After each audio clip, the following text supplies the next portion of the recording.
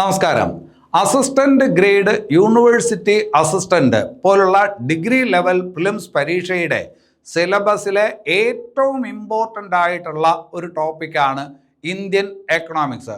ഈ ഭാഗത്ത് നിന്ന് ആകെ 5 മാർക്കിനുള്ള ചോദ്യങ്ങളാണ് ഉള്ളത്.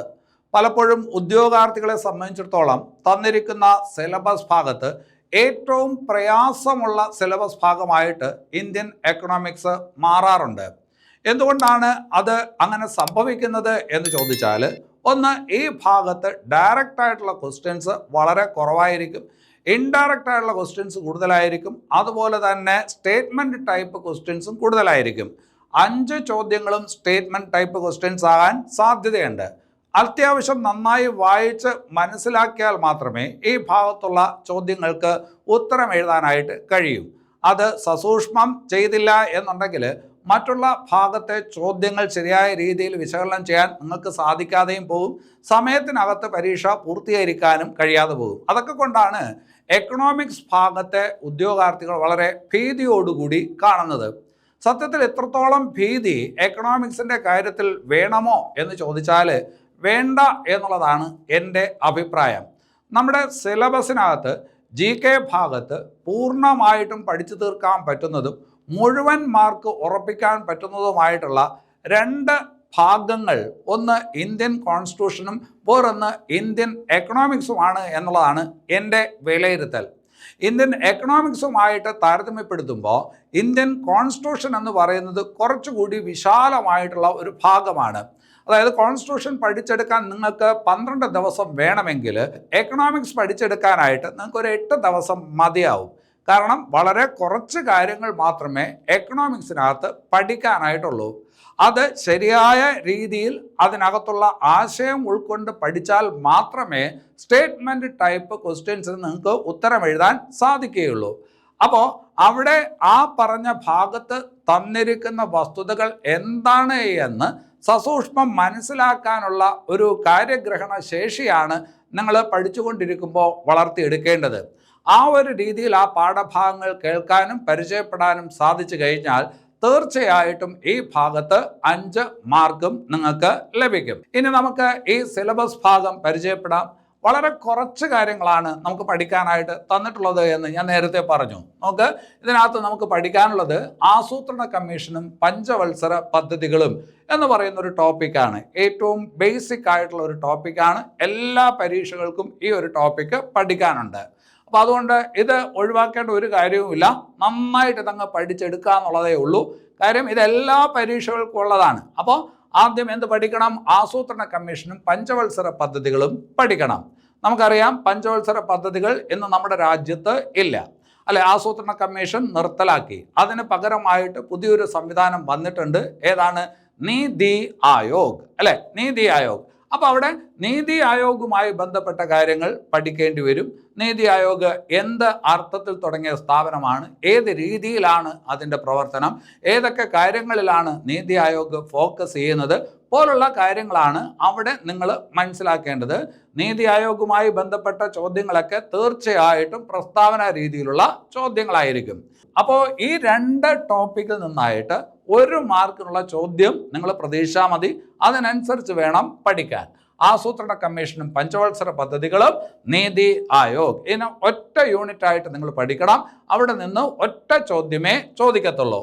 ഇനി അത് കഴിഞ്ഞിട്ട് വേറൊരു ഭാഗം എന്ന് പറയുന്നത് ഉൽപാദന ഘടകങ്ങൾ, അതായത് ഫാക്ടേഴ്സ് ഓഫ് പ്രൊഡക്ഷൻ എന്ന് പറയുന്ന ഭാഗമാണ്. വളരെ ചെറിയ ഭാഗമാണ്, 1 മണിക്കൂർ കൊണ്ട് പഠിച്ചെടുക്കാൻ പറ്റുന്ന ഒരു ഭാഗമാണ്. ഉൽപാദന മേഖലകൾ, പ്രാഥമികം, ദ്വിതീയം, തൃതീയം എന്ന് പറഞ്ഞിട്ട് നിങ്ങൾ കേട്ടിട്ടുണ്ട്. ഉൽപാദന മേഖലകൾ വളരെ ചെറിയൊരു ഭാഗമാണ്. ഇത് രണ്ടും നമുക്ക് ഈ പറഞ്ഞ 1-2 മണിക്കൂറിനകത്ത് പൂർണ്ണമായിട്ടും പഠിച്ചു തീർക്കാൻ പറ്റുന്ന ടോപ്പിക്കാണ്. ഇപ്പോൾ പഞ്ചവത്സര പദ്ധതികളുടെ കാര്യം പറയുമ്പോൾ ഓരോ പഞ്ചവത്സര പദ്ധതിയും എയിം ചെയ്യുന്ന ഒരു ടാർഗറ്റ് ഉണ്ടാവും. അതായത് ഒരു GDP എയിം ചെയ്യുന്നുണ്ടാവും. അത് അച്ചീവ് ചെയ്യുന്നത് വേറൊരു ടാർഗറ്റ് ആയിരിക്കും. അതായത് അത്രത്തോളം ചിലപ്പോൾ നേടണമെന്നില്ല, ചിലപ്പോൾ അതിനേക്കാൾ കൂടുതൽ നേടിയെന്നിരിക്കും. അപ്പോൾ ആ നമ്പർ ഫിഗേഴ്സ് ഒക്കെ ഈ പറഞ്ഞ പഞ്ചവത്സര പദ്ധതികളിൽ ഇമ്പോർട്ടൻ്റ് ആണ്. അതുപോലെ പ്രയാസം ഇവിടെയില്ല. അതുകൊണ്ട് നമുക്ക് ഒരു 1-2 മണിക്കൂർ കൊണ്ട് ഈ ഭാഗത്തുള്ള മുഴുവൻ കാര്യങ്ങളും പഠിച്ചു തീർക്കാനായിട്ട് പറ്റും. ഇനി അത് കഴിഞ്ഞിട്ട് വേറെ വരുന്ന ഒരു കാര്യമെന്ന് പറയുന്നത് ദേശീയ വരുമാനം. ഇത് സാധാരണഗതിയിൽ മറ്റ് പരീക്ഷകളുടെ സിലബസിനകത്ത് ഉൾക്കൊള്ളിച്ചിട്ടില്ല. അതായത് 10th ലെവലോ +2 ലെവലോ പരീക്ഷകൾക്ക് ദേശീയ വരുമാനം, നാഷണൽ ഇൻകം, അതിനകത്താണ് GDP, GNP പോലുള്ള കാര്യങ്ങളൊക്കെ വരുന്നത്. അതൊന്നും മറ്റ് പരീക്ഷകളുടെ സിലബസിനകത്ത് ഉൾക്കൊള്ളിച്ചിട്ടില്ല. ഡിഗ്രി ലെവൽ പ്രിലിംസ് പരീക്ഷയുടെ സിലബസിൽ മാത്രമാണ് ഇതുള്ളത്. അതുകൊണ്ട് തീർച്ചയായിട്ടും ആ ഭാഗത്തുനിന്ന് ചോദ്യം ഉണ്ടാവും. ഇനി അതുപോലെ തന്നെ പൊതുവരുമാനം, പൊതു ചെലവ്, ബജറ്റ്, അതായത് പബ്ലിക് ഫിനാൻസ് എന്ന് നമുക്ക് പൊതുവിൽ പറയാം, ആ ഭാഗത്ത് നിന്നും ചോദ്യങ്ങളുണ്ടാവും. ഉറപ്പായിട്ടും ചോദ്യം വരുന്ന ഒരു മേഖലയാണ്. ഇവിടെയും പ്രസ്താവന രീതിയിലുള്ള ചോദ്യങ്ങളാണ് വരുന്നത്. ഈ ഒരു ഭാഗം പഠിക്കുന്നതിൻ്റെ പ്രയാസം കൊണ്ടാണ് ഈ ഭാഗത്തുനിന്ന് പ്രോബ്ലം ഒക്കെ വരാൻ സാധ്യതയുണ്ട്. ചെറിയ രീതിയിലുള്ള കണക്കുകളും പ്രോബ്ലവും ഒക്കെ വരാൻ സാധ്യതയുണ്ട്.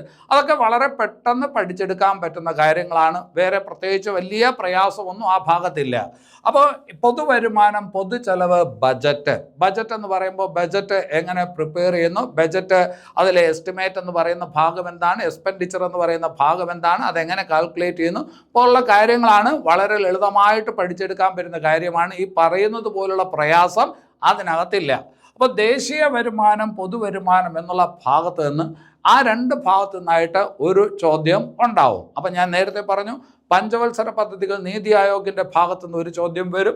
അതുപോലെ തന്നെ ഉൽപാദന ഘടകങ്ങൾ, ഉൽപാദന മേഖലകൾ എന്ന് പറയുന്ന ഭാഗത്തുനിന്ന് ഒരു ചോദ്യം വരും. ദേശീയ വരുമാനം, പൊതുവരുമാനം എന്നുള്ള ഭാഗത്തു നിന്ന് ഒരു ചോദ്യം വരും. അപ്പോൾ 3 മാർക്കിൻ്റെ ചോദ്യമായി. ഇനി അത് കഴിഞ്ഞിട്ട് 4ാമത്തെ മാർക്ക് എന്ന് പറയുന്നത് തീർച്ചയായിട്ടും റിസർവ് ബാങ്കും ചുമതലകളും വളരെ ഇമ്പോർട്ടൻ്റ് ആയിട്ടുള്ള ഭാഗമാണ്. കുറേ ബാങ്കുകളുടെ പേരും കുറച്ച് ബാങ്കുകൾ രൂപം കൊണ്ട വർഷവും പഠിച്ചിട്ട് ഒരു കാര്യവുമില്ല. അവിടെ പഠിക്കേണ്ടത് പണപ്പെരുപ്പം ഉണ്ടാകുമ്പോൾ അല്ലെങ്കിൽ പണച്ചുരുക്കം ഉണ്ടാകുമ്പോൾ RBI എങ്ങനെയൊക്കെയാണ് അതിനെ നേരിടുന്നത്, എന്തെല്ലാം ഓപ്പറേഷൻസ് ആണ് RBI നടത്തുന്നത് പോലുള്ള കാര്യങ്ങൾ അവിടെ പഠിച്ചാൽ മാത്രമേ നിങ്ങൾക്ക് ഉത്തരവ് എഴുതാനായിട്ട് പറ്റുള്ളൂ. അല്ലാതെ കുറച്ച് ബാങ്കുകളുടെ പേര് പഠിക്കുക, കുറച്ച് വർഷം പഠിക്കുക, ബാങ്ക് സ്ഥാപിച്ച ആളുടെ പേര് പഠിക്കുക, അതല്ല അവിടെ ഉദ്ദേശിക്കുന്നത്. എങ്ങനെയാണ് രാജ്യത്തെ ഈ പറഞ്ഞ വിലക്കയറ്റത്തെ അല്ലെങ്കിൽ രാജ്യത്തെ പണപ്പെരുപ്പത്തെ, പണച്ചുരുക്കത്തെ RBI നിയന്ത്രിക്കുന്നത്, മണിയുടെ ഫ്ലോ എങ്ങനെയാണ് കൃത്യമായിട്ട് നടത്തുന്നത് എന്നുള്ള വസ്തുതകളാണ് ഈ ഭാഗത്ത് പഠിക്കേണ്ടത്. വളരെ എളുപ്പത്തിൽ പഠിക്കാൻ പറ്റുന്ന കാര്യമാണ്. ഈ കേൾക്കുന്നത് പോലുള്ള പ്രയാസം നിങ്ങൾക്ക് അതിനകത്ത് വരത്തില്ല. നിങ്ങളെ അത് നന്നായിട്ട് ആരും ഒരു പക്ഷേ പഠിപ്പിക്കാത്തതുകൊണ്ടായിരിക്കും. അത് നന്നായിട്ടൊന്ന് കേട്ട് കഴിഞ്ഞാൽ നിങ്ങൾക്ക് ആ കാര്യം ഉൾക്കൊള്ളാനായിട്ട് പറ്റും. അവിടെ കാണാതെ പഠിക്കേണ്ട ഒരു കാര്യവുമില്ല. നന്നായിട്ടൊന്ന് കേട്ടാൽ മാത്രം മതി. അത് കഴിയുന്നതോടുകൂടി ആ ഭാഗം പഠിച്ചും തീരും. അത് റിസർവ് ബാങ്കും ചുമതലകളും എന്ന് പറയുന്ന ഭാഗം. പിന്നെ അത് കഴിഞ്ഞിട്ട് തീർച്ചയായിട്ടും ഈ സിലബസിനകത്ത് ഒരു കൗതുകം ഉണ്ടാക്കുന്ന ഒരു ടോപ്പിക്കാണ് ഉപഭോക്തൃ സംരക്ഷണ നിയമം. മറ്റ് പരീക്ഷകൾക്ക്, അതായത് 10th ലെവൽ +2 ലെവൽ പരീക്ഷകൾക്ക് സുപ്രധാന നിയമങ്ങൾ എന്നൊരു ഭാഗം നിങ്ങൾ പഠിക്കും. അവിടെ വരുന്ന ഒരു ടോപ്പിക്കാണ്. ഇവിടെ ഇപ്പോൾ ഇത് എക്കണോമിക്സിൻ്റെ കൂട്ടത്തിലാണ് പെടുത്തിയിരിക്കുന്നത്.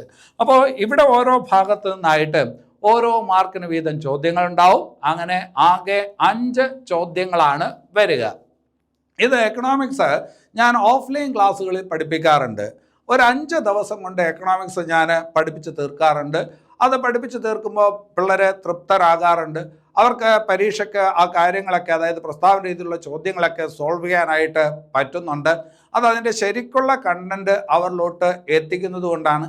അത് മാത്രമല്ല, കൃത്യമായിട്ടുള്ള നോട്ടും അവർക്ക് കൊടുക്കുന്നതുകൊണ്ടാണ്. എന്തെങ്കിലും വാരി വലിച്ച് പഠിച്ചതുകൊണ്ട് കാര്യമില്ല. അതിനകത്ത് കൃത്യമായിട്ട് കണ്ടൻറ്റ് ആളിലോട്ട് എത്തണം, അതിൻ്റെ കൺസെപ്റ്റ് ആളിലോട്ട് എത്തണം.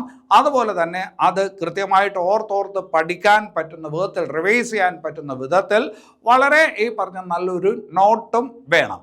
അപ്പോൾ ഈ കാര്യങ്ങൾ നമ്മൾ പഠിക്കാനായിട്ട് തുടങ്ങാണ്. സിസ്റ്റമാറ്റിക് ആയിട്ട് തന്നെ പഠിക്കാനായിട്ട് തുടങ്ങാണ്. ഒന്നിടവിട്ടുള്ള ദിവസങ്ങളിൽ ഈ ക്ലാസ് നിങ്ങളിലോട്ട് എത്തിക്കാൻ വേണ്ടിയിട്ടാണ് ശ്രമിക്കുന്നത്. നേരത്തെ ഞാൻ ഇന്ത്യൻ കോൺസ്റ്റിറ്റ്യൂഷൻ്റെ ക്ലാസ് തുടങ്ങും എന്ന് പറഞ്ഞിട്ടുണ്ട്. അതുപോലെ തന്നെ വേൾഡ് ഹിസ്റ്ററിയുടെ ക്ലാസ് തുടങ്ങുമെന്ന് പറഞ്ഞിട്ടുണ്ട്. ആ പറഞ്ഞതെല്ലാം ഡിഗ്രി ലെവൽ പരീക്ഷകൾക്ക് ആവശ്യമുള്ളതാണ്. അതുപോലെ ഡിഗ്രി ലെവൽ പരീക്ഷയ്ക്ക് ആവശ്യമായിട്ടുള്ള മറ്റൊരു ടോപ്പിക്കാണ് ഇന്ത്യൻ എക്കണോമിക്സ്. അതിൻ്റെ ക്ലാസ്സും തുടങ്ങും.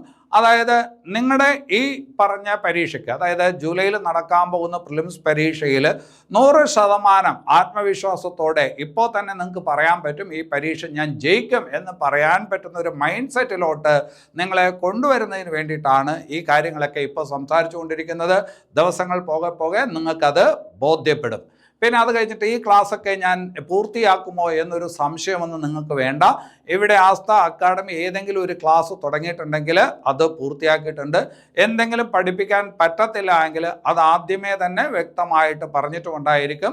ഈ ഭാഗം പഠിപ്പിക്കുന്നതിന് ബുദ്ധിമുട്ടുണ്ട്, ഇത് ഞങ്ങൾ നോട്ടായിരിക്കും നിങ്ങൾക്ക് തരുന്നത് പോലുള്ള കാര്യങ്ങളൊക്കെ നേരത്തെ പറഞ്ഞിട്ടുണ്ട്. ഇവിടെ ഇപ്പോൾ കൃത്യമായിട്ട് നിങ്ങൾ ഈ പറഞ്ഞ ടോപ്പിക്കെല്ലാം പഠിപ്പിച്ചു തീർക്കും. അതിൻ്റെ കൃത്യമായിട്ടുള്ള നോട്ടും നിങ്ങൾക്ക് തരും. നോട്ട് തരും എന്ന് പറയുമ്പോൾ അതിന് ഞാൻ സജസ്റ്റ് ചെയ്യുന്നത് ഒരു പുസ്തകമാണ്. ആ പുസ്തകം എന്ന് പറയുന്നത് ഞാൻ തന്നെ തയ്യാറാക്കിയിരിക്കുന്ന പുസ്തകമാണ്. അപ്പം ഞാൻ നിങ്ങളെ പഠിപ്പിക്കുകയും ആ പഠിപ്പിക്കുന്ന ഞാൻ തന്നെ തയ്യാറാക്കിയിരിക്കുന്ന ഒരു പുസ്തകം നിങ്ങൾ പഠിക്കുകയും ചെയ്യുമ്പോഴാണ് അതിൻ്റെ ഫലം ശരിക്കും കിട്ടുന്നത്. ഇതെന്ന് പറയുന്നത് വളരെ കുറച്ച്, അതായത് ഈ പറഞ്ഞ 10-100 പേജുകൾക്കകത്ത് നിൽക്കുന്ന ഒരു പുസ്തകമാണ്. നിങ്ങളുടെ 5 മാർക്ക് ആ 10-100 പേജുകൾക്കകത്തുണ്ട്. 10-100 പേജുകൾ എന്ന് പറയുമ്പോൾ ഇതൊരു ചെറിയ സൈസിലുള്ള പുസ്തകമാണ്. നിങ്ങൾ സാധാരണ റാങ്ക് ഫയൽ വാങ്ങിക്കുന്ന അത്രയും വലിപ്പമുള്ള പുസ്തകമല്ല. ഇത് A5 സൈസിലുള്ള പുസ്തകമാണ്. അതായത് ആ സാധാരണ റാങ്ക് ഫയലിനേക്കാളും സൈസ് കുറഞ്ഞ ഒരു പുസ്തകമാണ്. അപ്പം നമ്മുടെ സാധാരണ റാങ്ക് ഫയലിൻ്റെ സൈസ് പറഞ്ഞാൽ ഒരു 60-70 പേജിനകത്ത് നിൽക്കുന്ന ഒരു പുസ്തകമാണ്. 60 പേജ് പോലും വരത്തില്ല. അത് കൃത്യം കണ്ടന്റ് മാത്രമേ അതിനകത്ത് വെച്ചിട്ടുള്ളൂ. പരീക്ഷയ്ക്ക് ചോദിക്കുന്ന കാര്യങ്ങൾ മാത്രമേ വെച്ചിട്ടുള്ളൂ. നിങ്ങൾ ഇനി എന്ത് പഠിച്ചാലും ശരി തന്നെ ഈ പുസ്തകത്തിനകത്തുള്ള കാര്യം പഠിക്കാതെ വേറെ എന്ത് കാര്യം പഠിച്ചിട്ട് ഒരു കാര്യമില്ല എന്നുള്ള അഭിപ്രായമാണ് എനിക്കുള്ളത്. ഇതൊക്കെ കച്ചവടത്തിൻ്റെ പല വേഷനാണ് എന്ന് നിങ്ങൾക്ക് തോന്നിയേക്കാം. പക്ഷേ നിങ്ങൾ ഈ പുസ്തകം വാങ്ങിച്ച് പഠിച്ചു നോക്ക്, അതിൻ്റെ ഈ ക്ലാസ് കേട്ട് നോക്ക്. ക്ലാസ് കേട്ടതിന് ശേഷം പുസ്തകം വായിച്ചു നോക്ക്. ഈ പുസ്തകം എത്രമാത്രം വർത്താണെന്ന് നിങ്ങൾക്ക് മനസ്സിലാവും. നിങ്ങൾ ഒരുപാട് കാലം കൊണ്ട് അലട്ടിയിരുന്ന ഒരു വിഷയം എത്ര പെട്ടെന്നാണ് നിങ്ങളുടെ കൈക്കുള്ളിലോട്ട് വരുന്നത് എന്ന് നിങ്ങൾക്ക് ബോധ്യപ്പെടും. ഈ പുസ്തകത്തിന് 19 രൂപ മാത്രമാണ് വിലയുള്ളത്. അത് കൃത്യമായിട്ട് എനിക്കറിയത്തില്ല, 80-90 രൂപയ്ക്കകത്താണ് ആ പുസ്തകത്തിന് വിലയുള്ളത്. 80-90 രൂപയാണ് ഈ പറഞ്ഞ പുസ്തകത്തിന് വിലയുള്ളത്. അപ്പോൾ ആ പുസ്തകം ഇപ്പോൾ അവൈലബിൾ ആണ്. അപ്പോൾ ആ പുസ്തകം വേണമെന്നുണ്ടെങ്കിൽ ഇതാ ഈ കാണുന്ന നമ്പറിലോട്ട് വിളിക്കുക. അപ്പോൾ ഞാൻ പറഞ്ഞ ഈ വില എന്ന് പറയുമ്പോൾ ഇത് കൊറിയർ ചാർജ് ഉൾപ്പെടെയാണ് കേട്ടോ. ഇപ്പോൾ ഇനി അതിനകത്ത് തർക്കം വരരുത്. 80-90 ആണ് എന്ന് പറഞ്ഞതിനകത്ത് ഏതാണ്ട് ആ ഒരു റേഞ്ചിലാണ് അതിൻ്റെ പ്രൈസ് നിൽക്കുന്നത്. എന്തായാലും 100 രൂപയിൽ കൂടുതലല്ല. അപ്പോൾ അതിനകത്ത് നിൽക്കുന്ന ഒരു പുസ്തകമാണ്. അപ്പോൾ ആ പുസ്തകം വേണമെന്നുണ്ട് എങ്കിൽ നിങ്ങൾ ഈ പറഞ്ഞ നമ്പറിലോട്ട് വിളിക്കുക. നിങ്ങൾ പേയ്മെൻറ്റ് ചെയ്യേണ്ടി വരും. ആ പേയ്മെൻറ്റ് എന്ന് പറയുന്നത് UPI ID വഴിയേ ചെയ്യാവൂ. അതായത് ഏതെങ്കിലും QR കോഡ് ഉപയോഗിച്ചുകൊണ്ടോ അല്ലെങ്കിൽ ഏതെങ്കിലും ഫോൺ നമ്പറിലോട്ടോ നിങ്ങൾ ഒരിക്കലും പേയ്മെൻറ്റ് ചെയ്യരുത്. പേയ്മെൻറ്റ് ചെയ്യേണ്ട UPI ID എന്ന് പറയുന്നത് QR.ASTha@SIB എന്നുള്ളതാണ്. QR.ASTha ആസ്ഥ AC എന്ന് പറഞ്ഞാൽ ആസ്ഥ അക്കാഡമി ചുരുക്കി എഴുതിയേക്കുന്നതാണ്. ആസ്ഥ AC @SIB south Indian bank. ഈ പറഞ്ഞ UPI IDയിലോട്ട് നിങ്ങൾക്ക് എന്ത് ചെയ്യാം, പേയ്മെൻറ്റ് ചെയ്യാം. അപ്പോൾ പഠിക്കാൻ തുടങ്ങുന്നതിന് മുമ്പ് തന്നെ ഈ പുസ്തകം നിങ്ങളുടെ കയ്യിൽ ഉണ്ടായിരിക്കാൻ ഞാൻ ആഗ്രഹിക്കുന്നു. നിങ്ങൾ ഈ ചാനലിലൂടെ ഇത് പഠിക്കാൻ ആഗ്രഹിക്കുന്നുവെങ്കിൽ നിർബന്ധമായിട്ടും നിങ്ങൾക്ക് ഈ പുസ്തകം വേണം. പുസ്തകം ഇല്ലെങ്കിലും കേൾക്കാൻ പറ്റും, പക്ഷേ നോട്ട് പ്രത്യേകം അയച്ചു തരാനായിട്ട് സാധിക്കുകയില്ല. അപ്പോൾ നമ്മൾ ഉടനെ തന്നെ ഇന്ത്യൻ എക്കണോമിക്സ് പഠിക്കാനായിട്ട് തുടങ്ങും. ഒന്നിടവിട്ടുള്ള ദിവസങ്ങളിലായിട്ടായിരിക്കും ഈ ക്ലാസ് നിങ്ങൾക്ക് ലഭിക്കുക. അപ്പോൾ നമുക്ക് ക്ലാസ്സിൽ കാണാം. എല്ലാവർക്കും നല്ലത് വരട്ടെ. നന്ദി.